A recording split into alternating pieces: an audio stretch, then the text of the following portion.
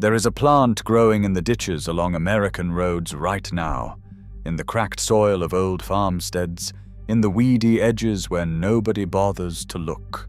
Almost no one walking past it could tell you its name. But the people who study plants for a living gave it one almost 300 years ago, and that name, written in the official language of science, means of the heart. For nearly 2,000 years, physicians and midwives reached for it when a pulse raced for no reason, when the nerves would not settle, when an aging heart fluttered and skipped. They wrote it into their medical texts. They built it into the names of things. And then, in the span of about 40 years, it was written out of medicine entirely. It was not taken out because it failed. It was taken out because something more profitable took its place. The plant is Leonurus cardiaca. Almost everyone who remembers it at all calls it motherwort. Welcome to nature's lost vault. The archive opens in the year 1753. That was the year the Swedish botanist Carl Linnaeus sat down to give every known plant a formal scientific name, the system we still use today. When he came to this one, a tough, square-stemmed weed from the mint family, he did something revealing. He named the genus Leonurus, from the Greek for lion's tail, after the bristling shape of its flower spikes. Then he reached for the species name, and he chose cardiaca, of the heart. Linnaeus was not guessing. He was writing down what every herbalist in Europe already treated as common knowledge, that this plant belonged to the heart. The common name carries the other half of the story. Motherwort. Wort is simply the Old English word for a useful plant. The mother came from the midwives, who for generations kept it close for women in the hard hours after childbirth. So the names themselves became a kind of record, one half pointing to the heart, the other to the women who trusted it. 100 years before Linnaeus, the English physician Nicholas Culpeper had already put it in writing. In his herbal of 1653, he recommended motherwort to drive melancholy from the heart and to settle a racing, troubled mind, writing that there was no better herb to make a cheerful soul. Decades before that, John Gerard had said much the same in his great catalogue of plants. The same 3 uses, written down over and over by serious men who had no reason to agree, and yet did. For the heart, for the nerves, and for the women who relied on it. By the time medicine reached America, motherwort was not folklore, it was official. In 1898, 2 of the most respected pharmacists in the country, Harvey Felter and John Uri Lloyd, published the King's American Dispensatory, a reference that doctors across the United States kept on their shelves. Motherwort is in it. They listed it as a tonic for the nerves and for the heart, recommended where the heartbeat was disturbed by worry rather than by disease. This was mainstream practice. Thousands of trained American physicians, the ones known as eclectics, prescribed plants like this every day. Lloyd in particular spent his life defending that tradition, insisting that a remedy growing in a field could be every bit as real as one mixed in a laboratory. For a while the country agreed with him. If the story had stopped in 1898, motherwort might still be in your doctor's bag today. But it did not stop there. Around the turn of the 20th century, modern medicine fell in love with a new idea. Not the plant, but the molecule, the single, isolated, measurable compound that could be purified, standardized, and, above all, sold. The same impulse that gave medicine some of its greatest cures was about to erase the plant that had pointed the way. The template came from another heart plant, the foxglove. Back in 1785, an English doctor named William Withering had shown that foxglove could steady a failing heart. By the late 1800s, German chemists had pulled the active compound out of it.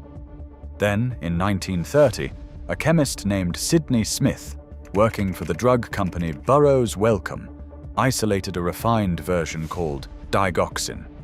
It went on sale as a patented pharmaceutical, a single molecule, a single dose, and a single company that owned it. You cannot bottle a ditch. Motherwort grew for free on every roadside in America, which made it worth nothing to a company that needed something to sell. And the rules of medicine were being rewritten to favor exactly the kind of product a company could sell. In 1905, the American Medical Association created a council to decide which drugs were approved and which were not, and it leaned toward the standardized and the manufactured. 5 years later, in 1910, a report written by Abraham Flexner and funded by the Carnegie Foundation reshaped every medical school in the country, pushing out the ones that taught about plants. One by one, the colleges that had trained those herbal physicians ran out of students and closed. The last of them, the Eclectic Medical Institute of Cincinnati, closed in 1939. Lloyd fought to keep that knowledge alive. It did not matter. In plain terms, a plant that had served the human heart for nearly 2,000 years was retired from medicine in less time than a single lifetime. It was not disproven in a laboratory, and it was not shown to be dangerous. It was simply left off the page, because the page now belonged to something that could be billed. For most of the 20th century, that was the end of it. Motherwort sat in the ditches, ignored. But the plant never read the verdict. And eventually, the scientists came back. When modern laboratories finally looked inside the leaves, they found a real and unusual compound. They named it Leonurine after the plant. In peer-reviewed journals, researchers documented that Leonurine relaxes and widens blood vessels, the kind of action that eases a strained circulatory system. In 2011, a study published in the journal Phytotherapy Research followed patients who had high blood pressure, along with anxiety and trouble sleeping. The group given a motherwort extract showed improvement across all three: calmer, steadier, sleeping better. 2 years later, a review in the same journal pulled the wider evidence together, cataloging the plant's chemistry and its documented effects on the cardiovascular system and on the nerves. Now read that against the words Culpeper wrote in 1653. To settle a racing, troubled mind. To make a cheerful soul. A modern journal, using instruments he could never have imagined, had confirmed what he set down by candlelight more than 300 years before. The old herbalists were not making it up. They were simply early.